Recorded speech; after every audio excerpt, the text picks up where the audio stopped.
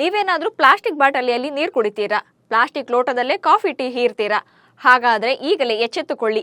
ಯಾಕೆ ಅನ್ನೋದನ್ನ ಹೇಳ್ತೇನೆ. ನಾನು ಶಾಂತ, ನೀವು ಸುದ್ದಿಯಾನದ ಸಬ್ಸ್ಕ್ರೈಬರ್ ಆಗೋದಕ್ಕೆ ಮರಿಬೇಡಿ. 35 ವರ್ಷದ ವ್ಯಕ್ತಿಯೊಬ್ಬರು ಕ್ಯಾನ್ಸರ್ನಿಂದ ಮೃತಪಟ್ಟಿದ್ರು. ಅವರಿಗೆ ಯಾವುದೇ ದುಶ್ಚಟಗಳು, ಕಾಯಿಲೆಗಳು ಇರಲಿಲ್ಲ. ಸುಖ ಸಂಸಾರ ನಡೆಸುತ್ತಾ ಆರೋಗ್ಯವಾಗಿಯೇ ಇದ್ರು. ಆದರೆ ಆಸ್ಪತ್ರೆಗೆ ಅವರ ದೇಹದಾನ ಮಾಡಿದ ಬಳಿಕ ಸಂಶೋಧನೆಯಿಂದ ಆಘಾತಕಾರಿ ಸತ್ಯ ಹೊರಬಿದ್ದಿದೆ. ಪ್ಲಾಸ್ಟಿಕ್ ಬಾಟಲಿಯ ನೀರು ಕುಡಿದ ಪರಿಣಾಮವಾಗಿ ಬಿಡುಗಡೆಯಾಗುವ ರಾಸಾಯನಿಕಗಳಿಂದ ಕ್ಯಾನ್ಸರ್ ಬಂದಿರುವುದು ಗೊತ್ತಾಗಿದೆ. ಬಳಿಕ ವೈದ್ಯರು ಮೃತನ ಕುಟುಂಬಸ್ಥರು ಮತ್ತು ಸಹೋದ್ಯೋಗಿಗಳನ್ನು ಸಂಪರ್ಕಿಸಿದ್ದಾರೆ. ಅವರ ಆಹಾರ ಪದ್ಧತಿಯ ಬಗ್ಗೆ ವಿಚಾರಿಸಿದ್ದಾರೆ.